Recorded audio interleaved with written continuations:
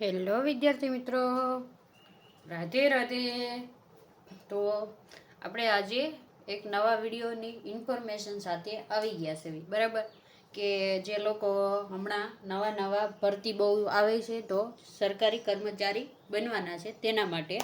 તો આપણે કાલે વિડીયો બનાવ્યો હતો કે તમે સરકારી કર્મચારી બનો ત્યારે તમારે કઈ બેંકમાં ખાતું ખોલાવવું ને ક્યું ખોલાવવું ને તેની સહાય કેટલી હોય છે. જો જેણે એ વિડીયો ન જોયો હોય તે જોઈ લેજો. આપણે એસબીઆઈનું એસજીપીસી વાળું અકાઉન્ટ ખોલવાનું કીધું હતું, બરાબર. એના બેનિફિટ તમને કીધા હતા કે તમને ક્યાં ક્યાં લાભો મળે. એ તો બેંકમાં ખાતું ખોલવાના હતા, પણ આજ આપણે જોવાના છે કે સરકારી કર્મચારી તમે એકવાર બની ગયા એટલે કહેવત છે કે એકવાર સરકારી નોકરી મળી પછી જાવી પણ મુશ્કેલ છે. કોઈ પણ ઘટના બને, કેસ કે એવું કંઈ થાય તો પણ સરકારી નોકરી સેફ છે. જેટલી મહેનતથી લીધી છે ને એટલી જ મહેનતથી જાય પછી, એમ, બરાબર. તો કે સરકારી કર્મચારીના મૃત્યુ પછી મળતા લાભો. ઘણાને છે ને પોતે તો કર્મચારી હોય સરકારી, પણ એના ઘરના વ્યક્તિને ખબર જ ના હોય કે અમને ક્યાં ક્યાં લાભો મળે છે, બરાબર. તો ઘણા કિસ્સા આપણે યુટ્યુબમાં બધી જોઈએ જ છે કે ફેમિલીમાં એક જ જણું કમાવાવાળું હોય, બરાબર. 4 જણાનું ફેમિલી હોય કે 6 જણાનું ફેમિલી હોય, બરાબર. એક જ વ્યક્તિ સરકારી કર્મચારી હોય અને કમાવાવાળું હોય. જો એનું મૃત્યુ થઈ જાય ને તો પાછળવાળાને કાંઈ ખબર જ નથી હોતી કે શું કરવાનું, વીમો કેમ લેવાનો, બધી. તો તમે જો કર્મચારી હોય તો તમારા ઘરને પણ જાગૃત કરજો, તમારા પછી લોકો હેરાન ન થાય. ઘણાને આપણે હેરાન થતા જોયા છે કે હસબન્ડ એક કમાતા હોય અને વાઈફ હાઉસવાઈફ હોય અને બાળકો હોય, તો પછી એનું ભરણ પોષણ કોણ કરશે, બરાબર. તો જાગૃતતા લાવવા માટે આ વિડીયો છે કે તમારા ઘરના બધા વ્યક્તિને તમારા પછી તમને કેટલો ક્યાં અકાઉન્ટ છે બધી માહિતી આપવી.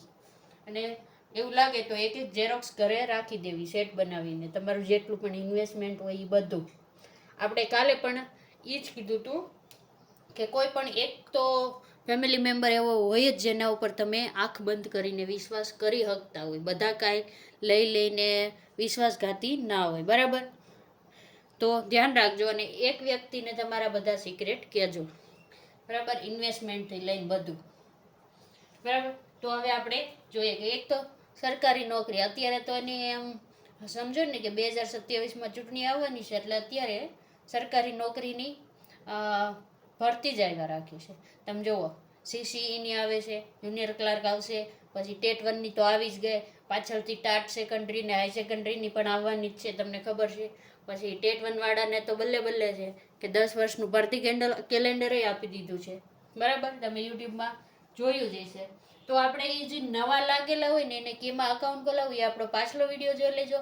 અને તમે એકવાર સરકારી કર્મચારી બની ગયા પછી તમને કઈ કઈ સહાય મળે કે તમારા મૃત્યુ પછી તમારા પરિવારને, બરાબર. એના વિશે આપણે આજે જોવાના છું, બરાબર. તો કે તમને એમ પૂછે કે ફેમિલી પેન્શન, પહેલા તો આપણે જોઈએ કે ફેમિલી પેન્શન. તો કે તમારું કોઈ પણ આપણે રોડ એક્સિડન્ટ કે ગમે એ રીતે આપણું ચાલુ નોકરીએ મૃત્યુ થાય, બરાબર, કર્મચારીનું, તો શું મળે. તો કે 7 વર્ષ સુધી છે ને તમને 7 વર્ષ સુધી 100% પગાર મળે. કેટલો મળે? 100% પગાર. પણ જો આ ફિક્સ પે વાળા માટે નથી હો, ફિક્સ પે ને બાદ કરતા આવશે બધું. જો પછી ઘણા કમેન્ટમાં આપણને પૂછે છે મેડમ ફિક્સ પે વાળાનું હમણાં હું કહીશ, બરાબર. એને કયા બેનિફિટ મળે છે. આ જે ફૂલ પગારમાં આવી ગયા હોય જે કર્મચારીને 5 વર્ષ કે 3 વર્ષનો આપણે જે ગુજરાતમાં ફિક્સ પે હાલે છે, બરાબર, એના આધારે 7 વર્ષ સુધી 100% મળે, બરાબર. અને ત્યારબાદ તમને પેન્શન મળે ને એ 30% લેખે મળે. કેટલું? તમારા જે કર્મચારીનો પગાર હોય ને એની 30% પેન્શન મળે. કેટલું? જેટલો પગાર હોય એનો પેન્શન. એટલે દાખલા તરીકે તમારો 5,000 પગાર હોય તો એના 30% તમારે ગણી લેવાના, બરાબર. આપણે ગણતરી અત્યારે કરતા નથી. પછી બીજું શું મળે તો કે સીપીએફ, જીપીએફ અને સીપીએફ મળે, બરાબર. તો કે આ સીપીએફ ને જીપીએફ શું છે ખબર છે તમને?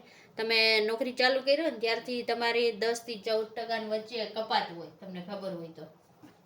જો તમે ફૂલ પગારમાં આવો ને એટલે તમારી કપાત ચાલુ થઈ જશે. તો એ ભેગું થાય અને પ્લસ સરકાર એમાં એનું તમે જેટલા વર્ષ નોકરી કર્યા હોય એને પૈસા કપાણા હોય ને એ બધાનો હિસાબ કરીને વ્યાજ પણ આપે. તો આનો ફોર્મ્યુલા શું હોય ખબર છે તમને? તો કે નોકરીના વર્ષો, ખાલી વર્ષ નહીં, નોકરી વર્ષ દરમિયાન કપાયેલ પૈસા અથવા તો રૂપિયા ગુણ્યા તેમનું વ્યાજ. ગુણ્યા એટલે ભેગું, પ્લસ આવશે, ગુણ્યા નો આવે, તેમનું વ્યાજ. બંને ભેગું થઈને તમને સાથે મળે. કોને મળે? તો કે કર્મચારી મૃત્યુ થયું હોય એટલે એને વારસદાર કર્યો હોય ને એને મળે. અને દરેક કર્મચારીએ તેની નોંધ પોથી હોય કે સેવા પોથી હોય, જીવ હોય એમાં એનું નોમિનોસ કરી દે. નોમિનોસ એટલે વારસદાર. અત્યારે તો હવે તમને ખબર છે કે બેંકમાં અકાઉન્ટ ખોલવા જાવ ને તોય વારસદાર માગે. કંઈ પણ વસ્તુ હોય ને તમારી પ્રોપર્ટી મિલકત, હવે એમાં બધી આપણે વારસદાર નાખતા થઈ ગયા છે. બરાબર? જો વારસદાર ન હોય તો કોર્ટ કચેરીના ચક્કરમાં પડવું પડે પછી. અને ઘણીવાર આ બધી માહિતી ખબર ન હોય ને તો ઘણા ફેમિલીને તો આ પૈસા મળતા પણ નથી. આ તો મળે બધું, પેન્શન નહીં મળે, પણ બાકીના જે હોય ને જમા રજા વાળું એ નથી ખબર હોતી. તો આપણે એ પણ જોઈએ છીએ.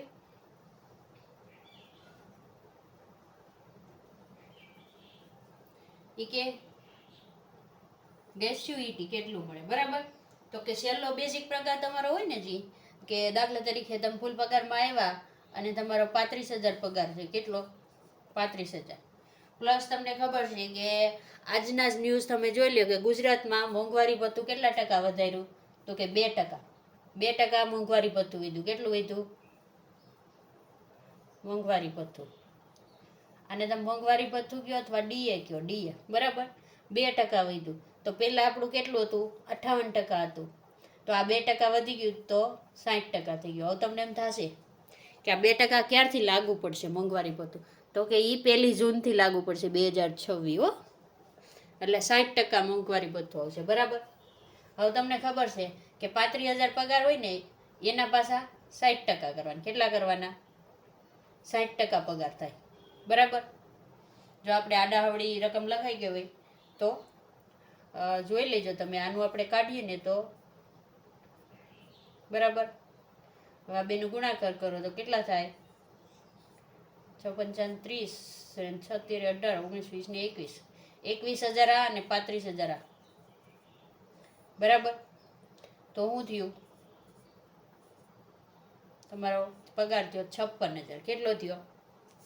56,000. 60% મોંઘવારી ભથ્થું એટલે હો, 21 ને 35. બરાબર? તો બેઝિક પગાર ઉપર તમને ડીએ કેટલું મળ્યું? 21,000 મળ્યું. જો આપણે 60% લે કે ગણ્યું 1 જૂનથી. બરાબર? તો ડીએ એ બે રકમના આધારે તમને ગ્રેચ્યુઇટી મળે. બરાબર? બેઝિક પગાર. હવે તમને એમ થાય કે જમા રજા. તો કે જમા રજા હોય, કોઈ પણ શિક્ષક હોય ને એને કેટલીક મરજિયાત રજા મળેલી હોય, તમને ખબર છે. બરાબર? તો ઘણા એવા શિક્ષક હોય જેને કે કોઈ નોકરીમાં રજાની જરૂર જ ન પડી, તેની રજા શું થઈ હોય? જમા થઈ હોય. તો જમા રજા હોય ને તમારી, બરાબર, તો કે એ જમા રજામાં વધુ 300 રજા, 300 જમા રજા, 300 જમા રજા.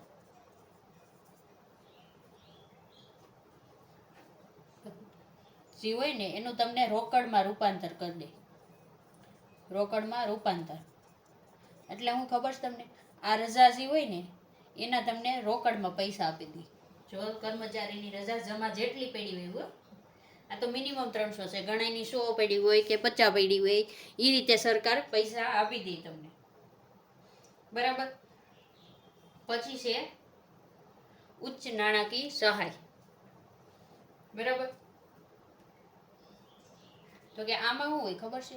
ઉચ્ચ નાણાકીય સહાયમાં તો કે તમે જો હમણાં કહેતા હતા ફિક્સ પગાર વાળાને, તો કે જેને ફિક્સ પગાર આવે ને 5 વર્ષ માટે ફિક્સ પગાર, બરાબર, એને કેટલો વીમો મળી શકે? જો એનું કર્મચારીનું અકસ્માતમાં મૃત્યુ થાય તો કેટલા લગીન મળી શકે? 14 લાખ. આપણે સીધા લાખ જ લખી દેવાનો. 14 લાખ સુધીની સહાય મળે. કેટલી મળે? સુધી મળે. બરાબર. અને પૂરા પગારના કર્મચારી હોય તો એને નોકરીના વર્ષ પ્રમાણ મળે. પૂરા પગારના હોય ને જે ફૂલ 5 વર્ષ જેને પૂરા થઈ ગયા હોય એને ફૂલ પગારવાળા કહેવાય. બરાબર. એને 14 લાખ કરતાં વધારે મળે. કારણ તમે જેટલી કપાત કરો એટલી મળે. તમારે મિનિમમ ફિક્સ પગારવાળા અત્યારે છે ને ઘણાને મેં જોયેલા છે કે 200 રૂપિયા કપાતા હોય, મહિને 200 રૂપિયા કપાવતા હોય. કેટલા? વીમાના 200 રૂપિયા. તો એ રીતે છે, તમે જેટલા તમારે કપાતા હોય ને જેટલા નોકરીના વર્ષ વધારે એટલો વીમો મોટો આવે. હવે આવશે જૂથ વીમા સહાય. તો કે એમાં પાછું વર્ગ મુજબ હોય. આપણે વર્ગ આવે ને અધિકારીના, એના આધારે તમને લાખમાં શું કહેવાય વીમા કવચ મળે છે. શું મળે છે? તો કે 25 લાખ સુધીનું વીમા કવચ મળે. કેટલું? 25 લાખ સુધી વીમા કવચ. કેટલું મળે છે? 25 લાખ. જો આ શરૂઆતનું કહું છું, જેમ જેમ તમારો ક્લાસ વધે ને એમ એમ વીમા કવચ પણ વધશે. 25 લાખથી ઉપર જતું જશે પછી હો. અને તાત્કાલિક સહાય, જો કુદરતી અવસાન હોય ને, કુદરતી અવસાન, તો તમને તાત્કાલિક ધોરણે 2500 રૂપિયા. કેટલા મળે? 2500 રૂપિયા. અને જો અકસ્માતમાં અવસાન હોય ને તમારો અકસ્માતે, તો મળે 25,000. કેટલા? અકસ્માતે હોય તો 25,000 મળે. કેટલા મળે? 25,000. જો આ તાત્કાલિક એટલે શું કહેવાય તમને ખબર છે? તરત મળે. આ બધું તો તમારે એના પ્રૂફ દેવા પડે ને એવું બધું કરવું પડે ને પછી મળે. પણ આ સહાય રહી ને એ તાત્કાલિક મળે. કેવી મળે? તાત્કાલિક. બરાબર. તો આ વિડીયો તમને સારો લાગ્યો હશે. તો જે વિડીયો સારો લાગ્યો હોય મિત્રો, અને જો તમને થોડી પણ નોલેજ વધ્યું હોય તમારું, અને તમને ખબર પડી હોય કે હવે આપણે આગળ શું કરવાનું, કુટુંબને કેવું કે ન કેવું એવું બધું વિચારવાનું ફેમિલી સાથે, અને આપણા વિડીયોને લાઈક કરી દેજો, ચેનલને સબસ્ક્રાઈબ કરી દેજો. રાધે રાધે.